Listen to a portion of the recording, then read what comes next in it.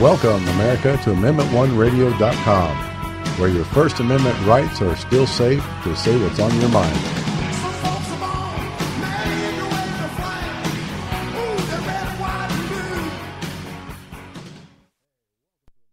With America, AmendmentOneRadio.com. So today I got a special guest here, Antonio, and I'm going to let him go ahead and tell you about his show. And definitely, take it over. Well, I appreciate that. My name's Antonio. I do a show here at actually on www.talkslamradio.com. It's called How Did We Get Here? Thank you for that, Gerald. My show is about how did we get here as a whole, how did we get here as a society, how people got to where they're at. The show is not about me, it's about everybody else. We have a musician host that talks about music. I have a TMZ reporter that talks about entertainment. I've got a pop culturist that talks about pop culture. And we have our own comic relief, James Risher, a.k.a. Tow Truck, that's traveled with the likes of Larry Cable Guy and Foxworthy and those people. And we just kind of have a lot of fun. And Jared was kind enough to allow me to be his guest this evening on his show because I'm fired up. Yep, definitely. So, hey, let's hear what you got your topic on today, and let's see if we can get some people to listen, and maybe we can get somebody to call in. Okay, well, I guess we can get on our way. You know, I wrote a few things down, as you can see. I don't think that we'll probably get through all of them this evening. But the main thing is yesterday I watched the Oversight Committee. Now, I know that most people don't watch C-SPAN, but sometimes you can really find out who is who by just viewing C-SPAN, even if you view it for a few moments, or if you watch a whole thing, depending on what subject that you want to learn about, and you can learn quite a bit. Well, yesterday's subject was for the Benghazi incident with our embassy. First, I'd like to say my heart goes out to the families. It's a tragedy that happened, and death does happen in these places. As I was telling Gerald, people that don't know this, there are 294 posts that Americans occupy in different countries. 294. This has been politicized to the point that what are the Republicans trying to say since they're politicizing this so much? Are they saying that we needed 50 boots on the ground? Are they saying that we needed 500 boots on the ground? Do we need 5,000 boots on the ground? How about 10,000 boots on the ground to take care of our embassies? Now, mind you, there are 294 different areas. So, how many people would that be? That would be hundreds of thousands of our men and women fighting our wars that we're going to put at all these different posts. And again, my heart truly does go out, and God be with everybody that is mending their wounds from the incident and the deaths to the people that died there and the ambassador and all the things that happened. But I would like to know how many Americans really truly believe that if we had 1,000 men and women in uniform, fully loaded, rapid-fire machine guns, shoulder-fired weapons, could have stopped a shoulder-fired weapon aimed at an embassy at an unspecific time, because, see, they don't telegraph like some politicians do and others do in our country. They tell people how big and bad we are, which I don't agree with. So it's just like having somebody, how would you know if somebody was standing across the street from your home right now and had a Molotov cocktail and threw it at your house?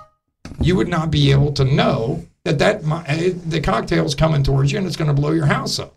So the same thing goes with the embassy. There is no way for us to protect everybody. And when those jobs are taken, each individual knows that they are going to hot zones and there are problems there. So it is an inherent risk by being an ambassador to these volatile countries. So again, my point is, how many is it going to take? And then I'll pose another question to my fellow Americans.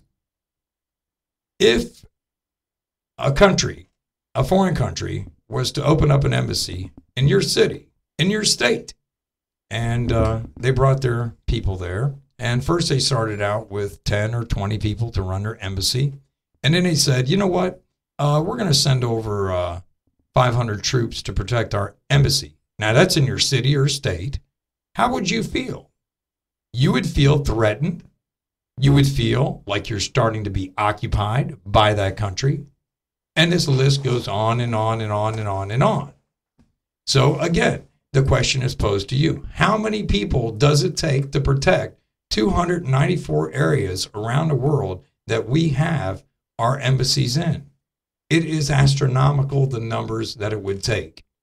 So I don't appreciate that the Republicans are politicizing what happened in Benghazi, because there's incidents that happen all the time. I can't give you dates and time frames. I didn't go that deep in research, but I read and I know that they happen all the time. Things happen. Car bombs, truck bombs, shootings, carjackings. The list goes on. So when you start politicizing the death of these ambassadors, let's give them credit. And let's say, let's be proud of them for what they did. They went there, they tried to do the best they could in a transitional government, and they paid for it with their life. Now, at that specific time, the ambassador felt comfortable enough not to ask for more military might, Gerald. No. He did not ask for it. Okay? Now, we have Lieutenant Colonel Wood that said it was needed. Well, you have a colonel that says it's needed, but then you have an ambassador, no disrespect at all. My heart truly does go out. I'm an American. So, of course, my heart goes out for any American that loses his life in these situations. But when you have them stating that we're okay and we're going to get out okay, even with 9/11 coming up, what else was there to be done? It almost seems like if somebody stubs their toe on a White House lawn, Obama's going to get blamed for it. I mean, it just gets old. How many things can you blame one president for? You talk about failed policies. During the Bush administration, we lived through 8 years of failed policies. 8 years of it. And now we're paying for it now. And then when we talk about our deficit, if you have a house and your house costs $500, we're just hypothetical, $500 to run, which we know that's insane because you can't run a household on $500, but just for conversation's sake, it costs $500 to run your home. And for the first year, you borrow $500. Okay, first year was okay. Well, you might be able to borrow for the second year. By the third year, now you got to start paying back. This has been going on since 1947. We have been borrowing money from other countries to help our country because of the money that we spent and the money we spend to rebuild countries that we have gone to war with, or they've gone to war with us, and then we've bombed them, and then we rebuild them. And we rebuild them in the hopes that they will understand that, hey, we didn't want this war, but you brought it to us and we gave it to you. I'm always a believer.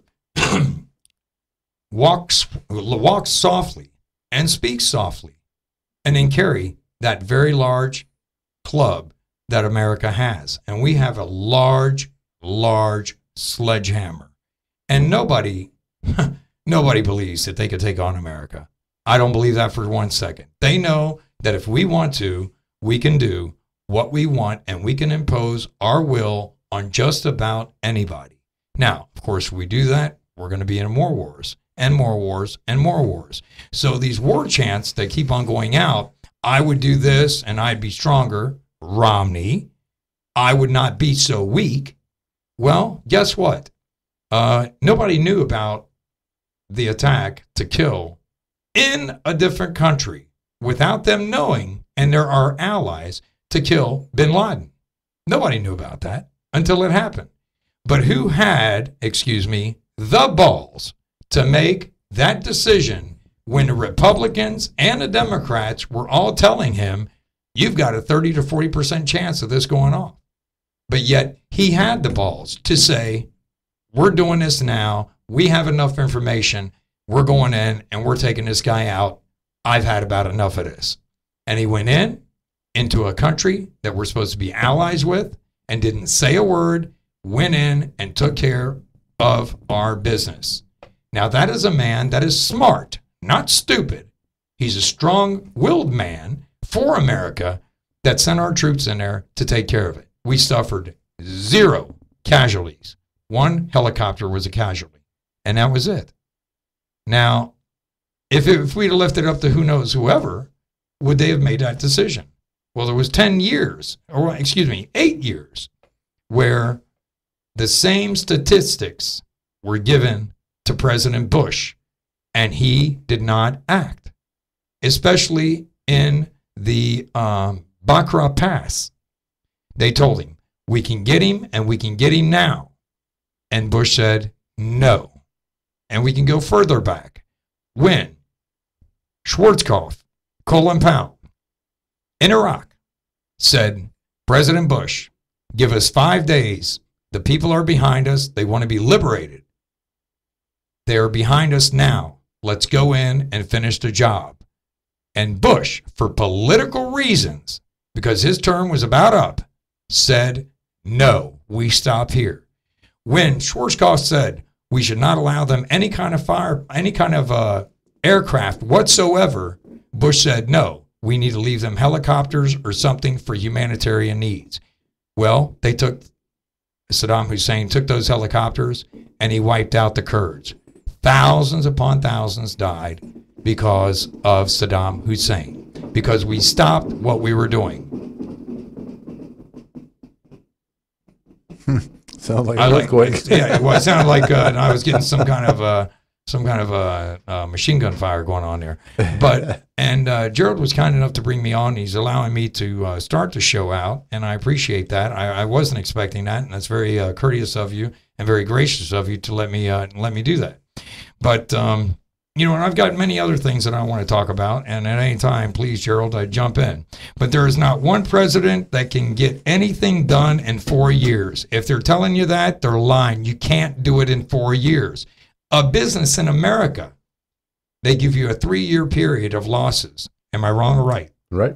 3 years, okay, to win or lose in a business. So now you're expecting one president to turn everything around in 4 years. 3 years, 4 years? Come on. Let's get real with all this.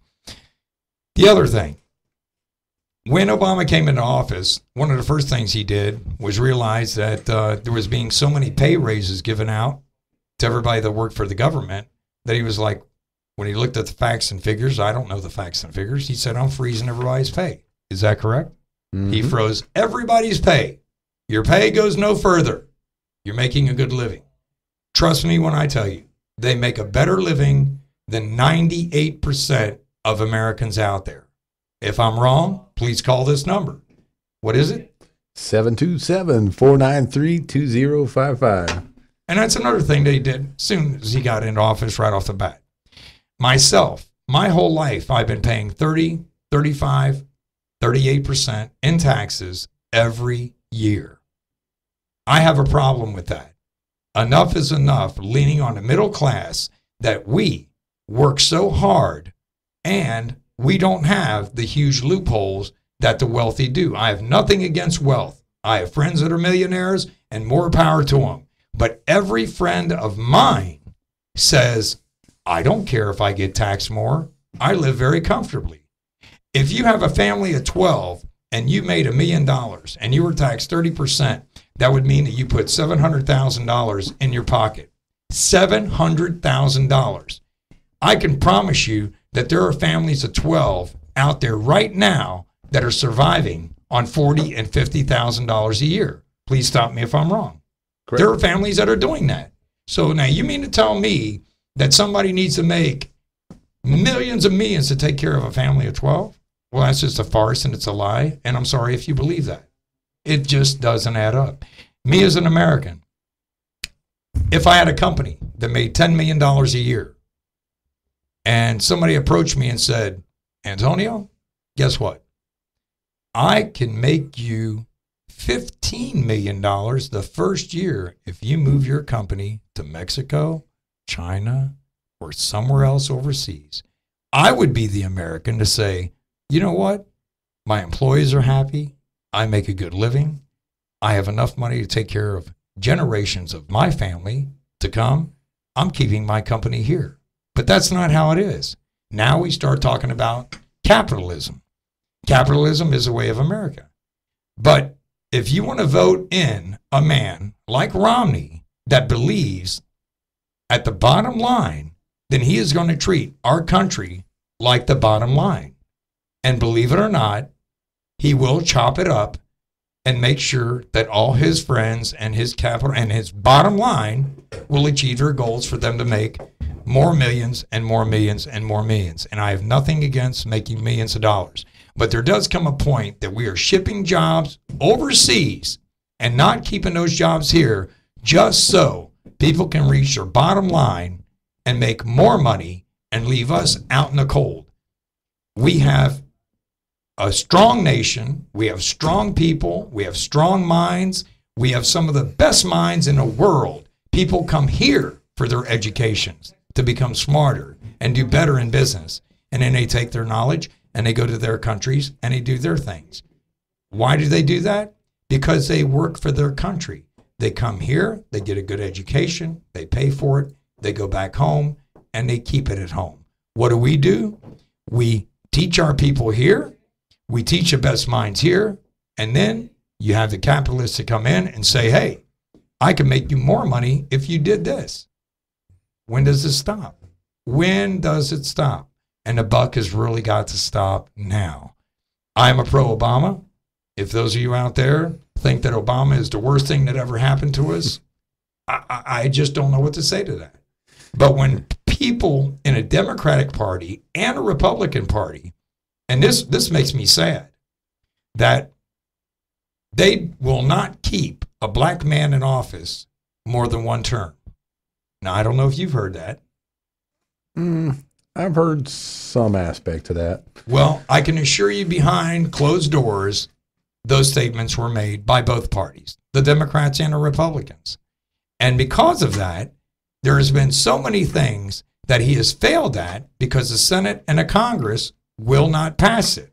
Now, whether it's because of race, I don't want to bring that in so heavy, but why? Because they want the Republicans in there and they want to make more money. That's how I'd like to start out with. If some of you out there are saying I'm an idiot and I don't know what I'm talking about, call me an idiot, please. Let me know. I want to know your opinion about what I just said, because what I said is researched. Other than the saying that, I don't want a black man to be in for any term whatsoever. Because believe it or not, in this country, you can go to certain places where you will be discriminated against. And that is a fact. And I know it because I lived it. I'm a Macedonian Greek. My father and mother came here in 1951, and he worked, and he busted his ass, and he made his money, and he saved his money, and he opened up businesses, and he employed people, and he stayed here in America, and he believed in his country, and he's bled for this country. I don't want to get into that whole scene, but he did bleed for this country during the Communist War and during the German War, because he was a guerrilla war fighter in Yugoslavia, in Macedonia, and in Greece. For 9 years, he fought against communism. So I'm an anti-communism. I don't believe in it. Never did, never will. So my background. But when I was in school, born in 1961, when I went to school, I was discriminated against. Times have changed, and we are changing. And there's a lot of us out there that are smart. And politicians do not believe that people my age are smart enough to read through all the bull. Well, guess what? Sorry, we're a little bit smarter than that, and we can read between the lines, and we do have a brain, and we've done well. But now it is time to make more changes to help the middle class get up and get this country going in the right direction. And that's pretty much the starting thing that I wanted to start with, Gerald, and thank you for that platform. Cool, no problem. Actually, it was a really good platform, and actually I look at it this way. As far as the background and everything on everything you said there and stuff, if you had to sit there and say that there was actually a problem with the politics and stuff, who would you blame? Both. You would blame what, Democrats and Republicans? Both. You know, the sad part about it is I wouldn't blame them. I'll tell you exactly who I'd blame. And it's sad to say, I blame the Americans. You know what? Okay, on that aspect, I thought you were asking me about political affiliations. But now if you're expanding that, yes, because people don't understand. Your vote for the president is only one vote. But if you don't go vote for your congressmen and your senators, you're making a terrible, terrible, terrible disservice to yourself and your countrymen, because those are the people that are stymieing everything that we try to do in this country. And we've got to vote out those people. I look at it like this. If you ever really watch congressmen and senators, and I have nothing against old age, I'm getting old, but it's old ways. This is a new world with new ways and new thoughts. And there's another way to do it. We can't just jump around a world and say that we're going to kick everybody's butt. It just doesn't work that way. I've traveled overseas. I've spent 12 years of my life overseas. And I promise you this, I've gotten in arguments about my America with my friends overseas, from the Czech Republic to Greece. So I've seen it. I've seen it and how they feel that we try to impose our will and our views and democratic views, or views in general, on them. They just want their own slice of the pie of the world. And the world is a large one for the most part. Yeah, definitely. And, you know, because I look at it in a lot of different aspects. And it's just that the biggest thing is that we've been raised to follow our family's footsteps, whether it's Democrat, whether it's Republican, or just whether it's just like not voting at all. A lot of people out there feel that, well, you know something, I'm going to choose the lesser of the two evils, or, well, I can't see anybody that I really like, so I'm not going to vote at all. You know, and to me, that's the biggest disservice, you know, that you can do. I agree. But now also at the same time, I think that our politics are really bad. We are absolutely the biggest and the worst corrupt government in the entire world. Not to mention the fact that, you know, if they really should do an election, they really should set it up to where it's almost kind of like the baseball theory. You should go in there and take all the money that is, well, even like divvy it out. Yeah. Divvy it out. And, you know, if they sit there and they raise $1 billion between the two parties, well, guess what? They need to go in there and they need to pass it all the way down the line. Agreed. Give everybody, because how many people that I have sit out and talked to, and I've asked them, how many people are running for president? It wasn't there like 11 or 12 people? 14. 14 people, and we don't get to hear their views. Yeah. There's something wrong. See, and this is a problem. American people don't realize that our government is so corrupt to the point to where they can no longer have outsiders come in and try and make a stance for their own constitutional rights to run as a president. So if you sit there and you say, okay, well, hey, look, Democrat Party, Republican Party, well, I've got 10 other candidates out here, or 12 other candidates that want to sit here and run. They want to sit there and comment on the debates. They want to tell you what their views are. They're not invited.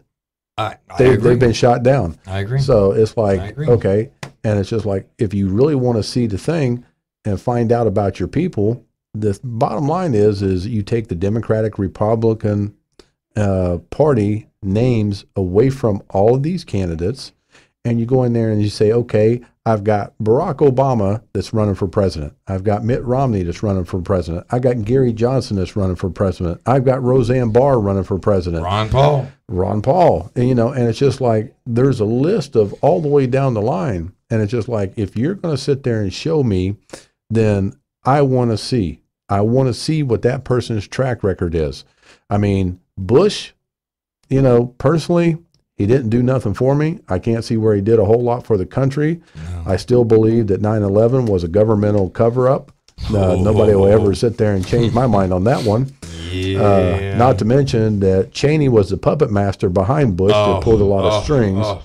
It's like, people, if you really want to sit there and you want to dig into politics, then look up your candidates. Look up who they are, what they did. Agreed. Because, you know, I mean, I myself, where Antonio here, he's a pro-Obama.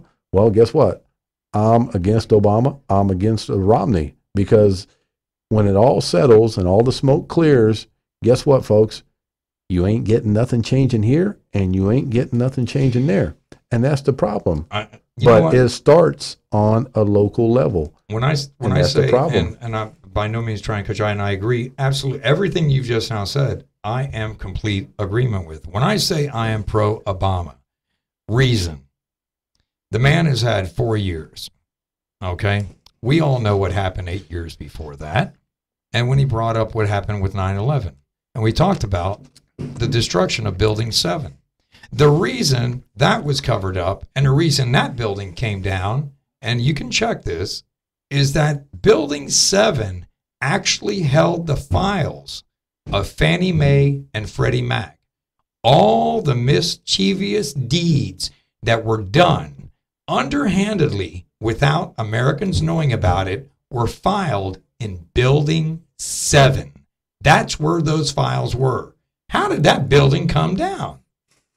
No. Well, that's even like the Pentagon, because I was talking to Antonio earlier, and it's just like, here's a building that, they built new records rooms and everything to have it put in there. And the next thing you know, the records rooms are totally destroyed, but yet you still have no bodies out there. You have no plane wreckage. And then they're going to sit there and say, well, all the records are destroyed. All this is, it's a terrible thing. It's a bad situation. Well, guess what, folks? Here's the thing. Supposedly, that rumor had it that before that building was hit, there were people in there that were getting ready to let it known to the public's eye that there's $2 trillion cover up. Okay. And it's just like, all right, well, guess what? Americans, we still don't believe that our government will do bad things to us. If you really don't think so, then guess what? Do your research. Everybody sits there and says Bin Laden was this terrible person and everything. Well, guess who trained them? That's right. Guess who went in there and trained all these guys that did all this terrible stuff? And why? All these acts. And why? Because we wanted the Russians to feel the defeat that we had in Vietnam. Yep. So we wanted them to feel that punishment. Okay. So what did we do? We trained them. Great. But guess what? Once again, America is great coming out of the gate, but not good for stamina with the governments. Yep. We are talking about Iran. I'm not pro-Iran. I am not. I am a pro-American. And everybody that's viewing out there needs to understand my opinions and views are not just for me. They're for you. They're for my mother. They're for siblings I hope to have one day. They're for all of us. Iran told not only did Clinton administration tell Bush something is coming big down the pipeline. He didn't want to believe it. Okay, that's fine. The Iranians, we told the Iranians, our words were, good, Bush won. Bush will be good, good will be good, goodwill will be good, goodwill. That's what we told the Iranians. So the Iranians actually had helped us on a few occasions to stop terrorist attack. They told us about the first one that happened in 95. They told us about 9/11, I believe 2 or 3 weeks prior. They said something is coming down the pipeline. It's big. It's really big. You need to be careful. And guess what? It was all ignored for whatever reason they had, but it hurt all of us. The day of 9/11, true story. Of course, we will never forget where we were. I was opening up a business, and I had 2 computers, and I enjoy watching the news, and I enjoy watching movies too. But the cable guy came in, and he's plugging up the TV, and as soon as he plugged in TV, I had it on CNN. The first plane had already hit. I just sat there. Now, I'm opening up a brand new business, and I had invested thousands of dollars in this business. And I'm sitting there, and all of a sudden, minutes later, another plane hit. I turned around, I looked at my employees, and I said, guess what? Our business is just now over. And they were like, what do you mean? What do you mean? I said, there is no way that Americans right now are going to be spending money on anything. Now everybody is going to be digging deep down and trying to figure out what just happened. And believe it or not, We tried to push forward for the first 2 or 3 months, and then all of a sudden we had the anthrax attack. So mail was out of the order, out of business. I mean, that wasn't going to happen. And my business went under in a matter of 4 months after 9/11. So 9/11 cost many of us and cost many lives in my heart. And God rest their souls. But many of us lost a lot of life was lost, and a lot of businesses shut down. It just collapsed a lot of businesses. So I remember 9/11 Yep. with all my heart. I'll never forget it. Yeah, it's kind of like the World War II, where the guy sits there and says, it's a day that'll live in infamy. And, and it's true. And it's just, but, I would say that if a president really wanted to sit there and do something for the American people, with all the information that's going out there, especially with 9/11, Susan Lindauer on YouTube makes an excellent case as far as the 9/11 whole aspect of everything on it. And it's just that if a president really wanted to go in there and look and see and find out the truth just for the American people, did this really happen? Did this not happen? And, and if it did, then what does that say? Because I myself, with what I've researched and what I've seen, especially with the thermalite being a military product of the United States. Yes, it is. And, and it's just like, here's a product that can burn 6,000 degrees and it melts steel. And it's just like, there was too many coincidences that happened that day, and there's just too many things that happened. But now, if you had a president that had some gonads that wanted to go in there and say, okay, well, look, we're going to reinvestigate this. We're going to find out what exactly happened here. And upon our findings, we will keep this as a public referendum to where everybody will know. It'll be set up to where you can see the evidence. And then I tell you what, let's find the people that are really responsible for it, and let's give them a jury of 12 of the people that their families were killed in 9/11. And let's see how they go. And let's see. I would personally have to say, my opinion only, I would say that it'd have to come back to somebody like, let's say, Bush Jr.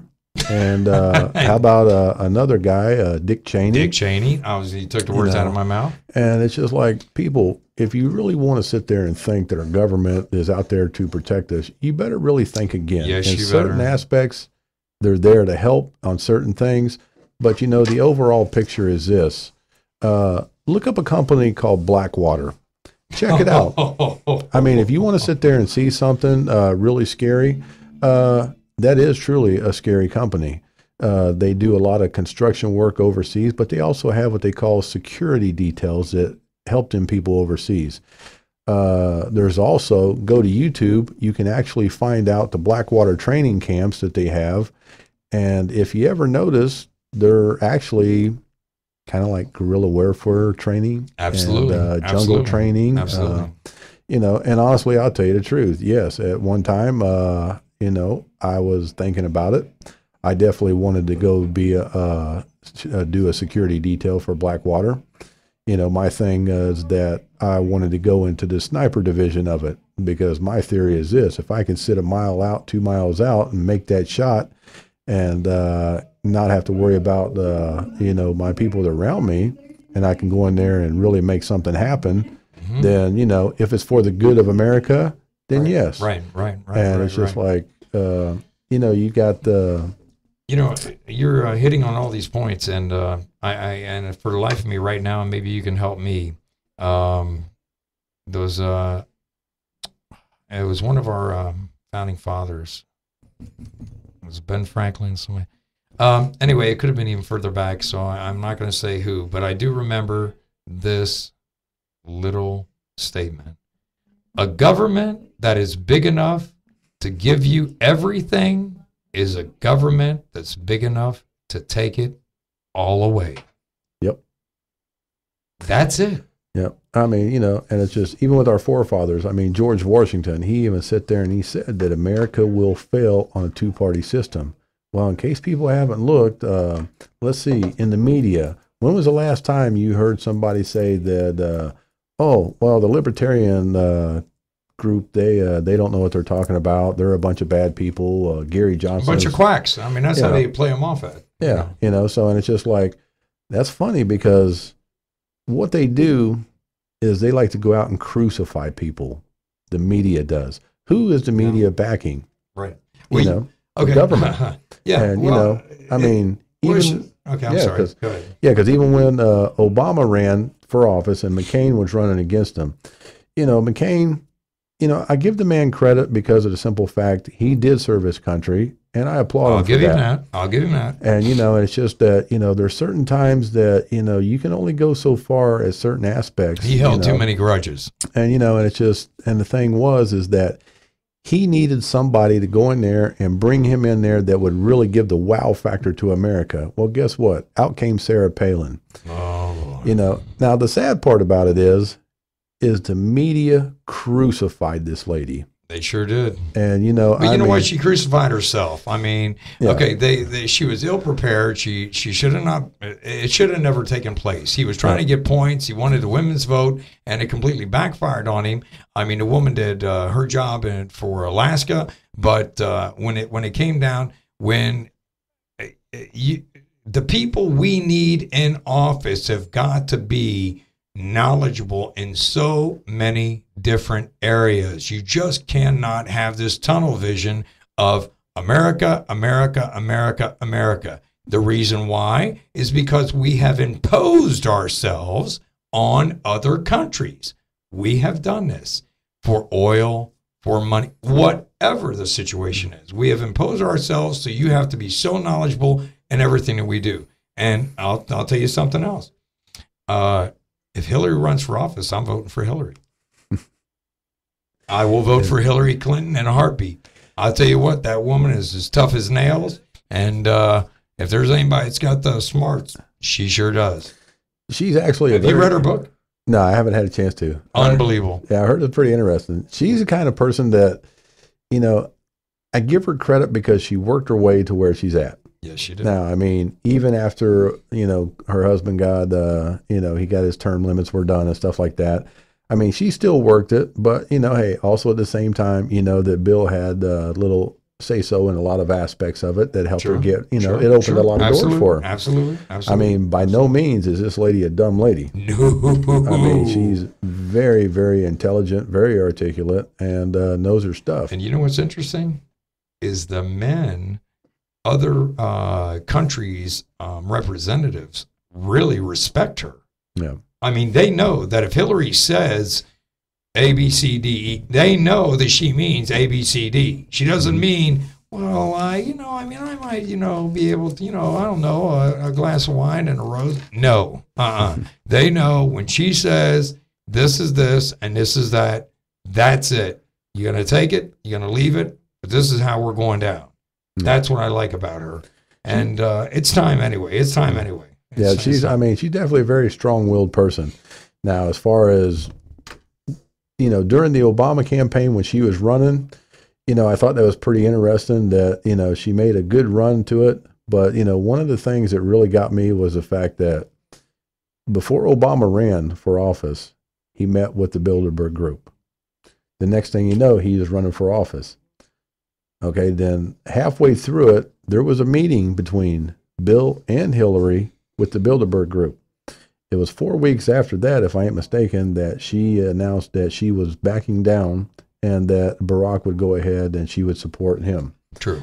So, and it's just like, and it's just, people don't understand that, that kind of power that's actually into these other groups in the other countries and stuff.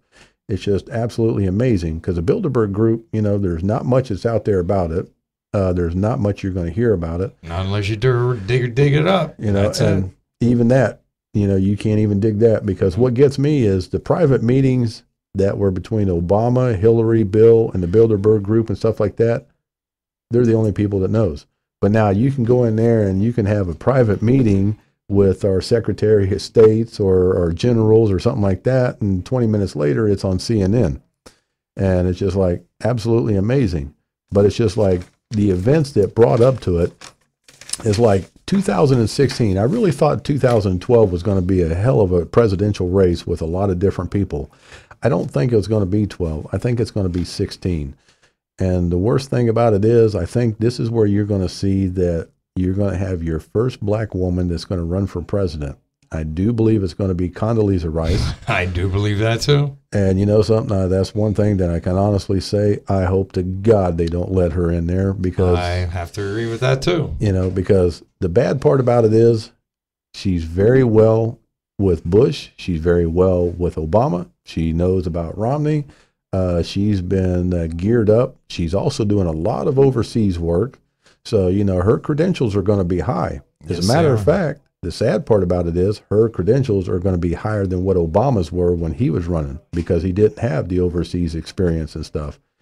And it's just that, you know, there was so many different aspects, and it's just, and the worst thing about it is the Democrats knew that they could go in there, and one of the biggest things that they pushed on the American people was that it's the first black man in history to run for president. Be a part of it. Be a part of history.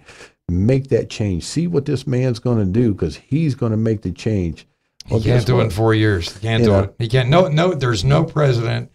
I don't care who it is. There's no one man that can do anything in 4 years. And I just stated that earlier in my conversation. A business in America, you got 3 years to make it work or it flops, okay? And then after that, then you're going to have to start paying through the nose, okay? And that's where it comes back to where you're going to pay 30, 35, 38% in taxes. Okay, so to expect one person, whether it's Obama or Mickey Mouse, is just not gonna. It's just not gonna work. It's just not gonna happen. It's not gonna work. No. But back to what you were saying about these people that I'm sorry, the group, Bilderberg Group. If people don't know, the wealthy already run this country, and I have it written here. You know, the New World Order is all being pushed by the wealthy. And there is a plan, and it is, I wrote, danger, danger, danger. Yep. You know how long the New World Order's been in effect? A long, long time. During Reagan. Reagan kind of blew it off because they approached him in a different manner. Bush Sr. came in with it.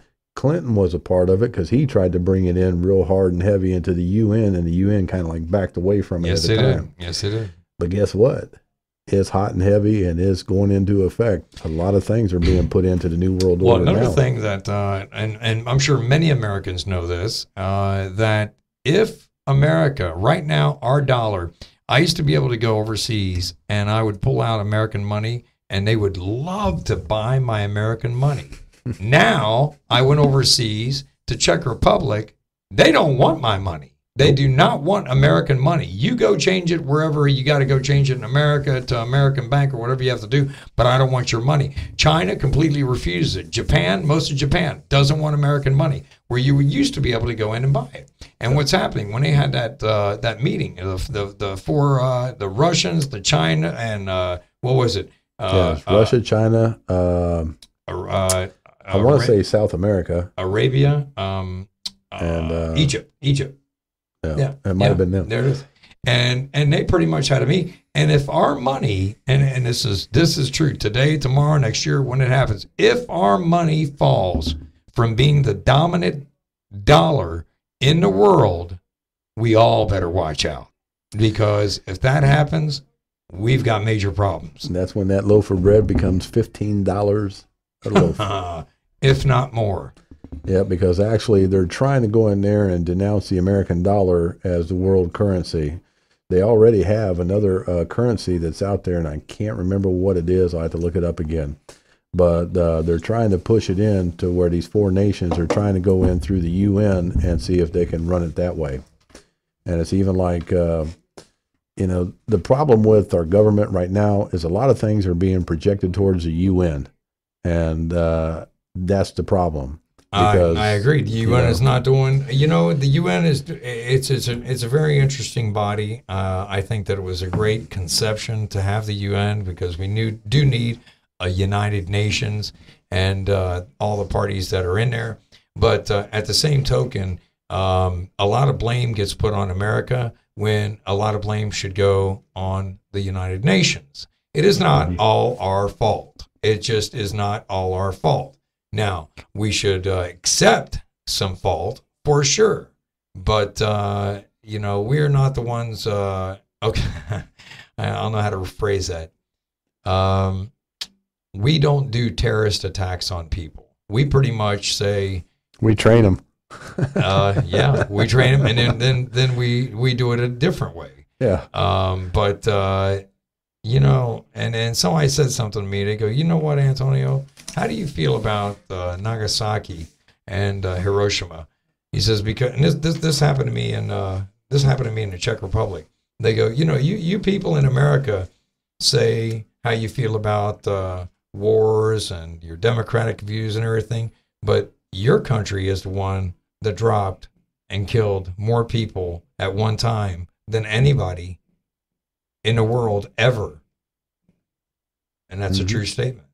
But it was a way to end a war and a way to experiment with a weapon. And it happened. And it did take place and it did stop a war. But when you look at the aftermath, and then we went back and rebuilt it. And then we rebuilt it, and now Japan is competing with us. And now they are getting larger. And China is getting larger. And it comes back to these big companies, back to the Romneys. And I'm going to point at Romney again because he sits there and he wants to just tell everybody how he's tooting his horn on how he's going to fix everything. I'm going to fix it. I'm going to fix it. I'm going to fix it. Yeah, I know how you fix things. I know how you take companies and chop them up. And you know what? That's fine. But how many things have you built, Romney? How many things has Romney built for him to promote to me and you and Gerald that he's actually built? I mean, really. I mean, how many companies has he said, we're keeping this company in America? Research it. I'm not going to tell you. You research it and find out how many companies Romney has kept in America completely, 110% kept in America without chopping it up. You do that research, and I hope you let us know that you found a company that is still in America, that has no affiliation overseas, and by God, I'll eat half a sheet of paper. I don't know if I could eat a whole sheet, but Yeah. you know. Yeah, because I mean, you know, it's funny because I mean, a lot of people, you know, a lot of friends of mine and stuff, they'll sit there and say, well, you know, who do you think you ought to vote for and stuff? And I tell them, I said, you know, it's not who I think you should vote for. It's who you need to sit there and take a look and see who the best candidate is. Agreed. You know, because, Agreed. You have to. You know, because here's the thing. Politics basically is government that is bigger than the American people now. The problem is we all stick our heads in the sand and it's just like, oh, it doesn't affect me now, so I'm not going to worry about it. Well, the problem is it does affect you. Not only when the time that you actually realize it does affect you, because then it's too late. Because not only did you sit there and screw yourself, but you just sit there and pass it to your children, your grandchildren. Yes. And, you know, and it's just like all because of you didn't take 5 or 10 minutes just to check out and see who was the better person, who's going to do this. You know, because I tell everybody that, hey, you know, if you ask me my opinion, I'll tell you. Right. Do I think Obama, you know, do I think if he does another 4 years, will he change the country? Absolutely not. I think that we will see the worst financial crash within the next 12 months. I mean, because you got billionaires. It could very well be that. And you know what? They're going to blame it. If Obama gets reelected, it's going to be Obama's fault. But I'll tell you what, you know what, call it whatever it is. Vote your heart. Vote your heart. But what Gerald is saying is a true statement. Yeah. 12 months, maybe if we're lucky, 5 years on the outside. That's on the outside, if we're lucky. But in the next 12 months, we are going to see things that nobody can fix.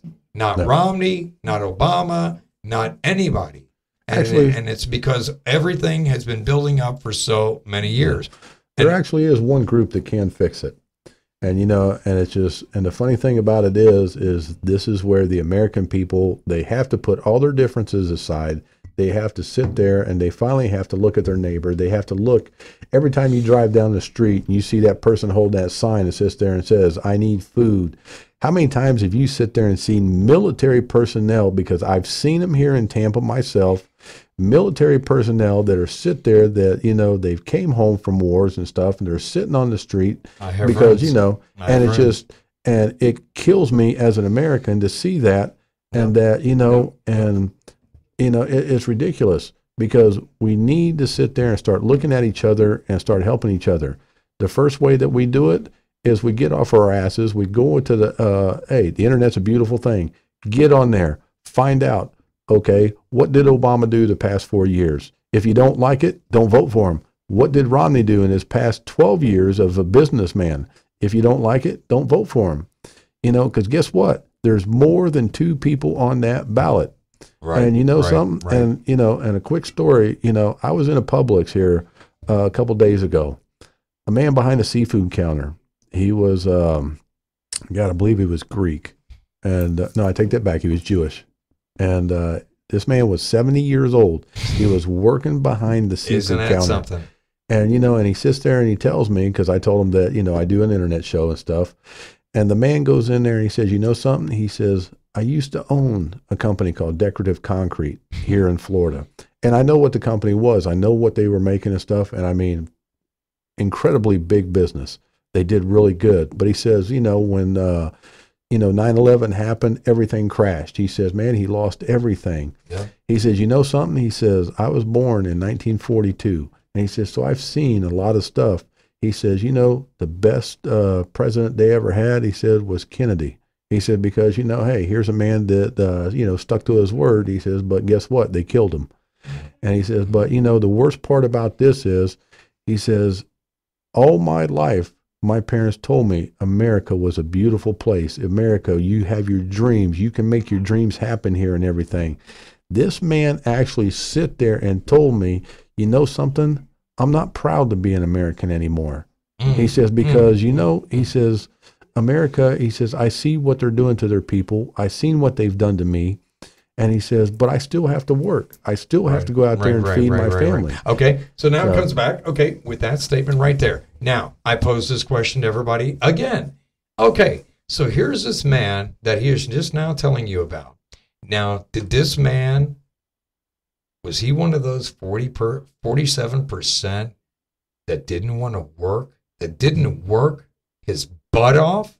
Are you kidding me? If you have never been sick and you've never been down, then God bless you for it.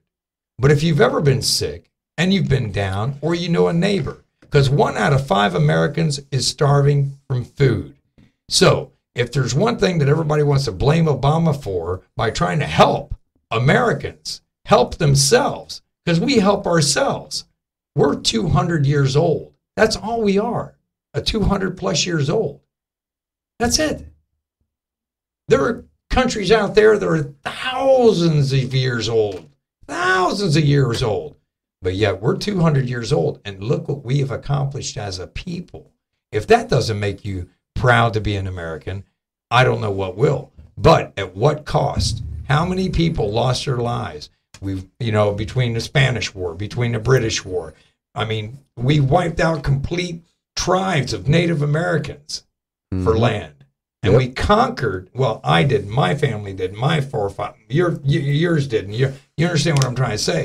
I mean, it's just unbelievable where it goes to. But I did write one more thing, and I'll be done because your show's almost over with. Every society has fallen by trying to force their beliefs on others. That's it. The Romans failed, the Greeks failed, and on and on and on. And we are headed for that same failure too. You cannot fix everything in a world. We need to fix what's going on here in our country. And by fixing what we have going on here and helping our Americans, how you can tell a society is by looking at their prison systems and looking at the people that are hungry and look at their sick and see if they're being taken care of. Are we the best at it? I'd like to think we are. I think we're trying to get better at it. But we just can't throw Americans away just because they weren't born with money or they've fallen on hard times. You can't throw them away. They're Americans. You can't do it.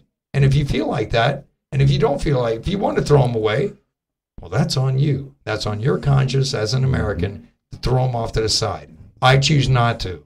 I paid my taxes for that exact reason, so that if I fell on hard times, that yes, there would be something there for me to fall back on, so I could at least put some bread in my mouth. Nope. Yeah, because I mean, that's even like this man at the store. Here's a man that sit there and said, I can't do investments in a stock market that, is too iffy. And he says, all this time that I've worked all my life, I sit back and I figured that, I'd have a little something saved over here. He says, everything that I've had saved, he says, is gone. And he says, but, it's just the fact of seeing this man back there and the fact that he was 70 years old to sit there and tell me that I'm not proud to be an American again. That had to hurt. I mean, that really, I mean, it hits it hard. Yes, but it also does. at the same time, if Americans really want to see something that, and this is why I say, if you really believe your government isn't an evil government, then here's the best case scenario that you can actually see. But don't blame it on Obama. No, I'm just, what I'm saying? I'm sick of it. I'm sick of it. It's Obama's fault. It's Obama's fault. This is way before Obama. No, right. No, I get it. I was throwing that there for comic relief. Yeah, it's, I mean, the native Indians. So, and, it's just like our government, they screwed the native Indians out of everything. Everything. My God, it's just like 98% of Native American tribes are wiped from this planet, never to be ever again. They're gone. Every one of them. No, and I mean, and it's a sad thing. It really is to see that kind of stuff happen.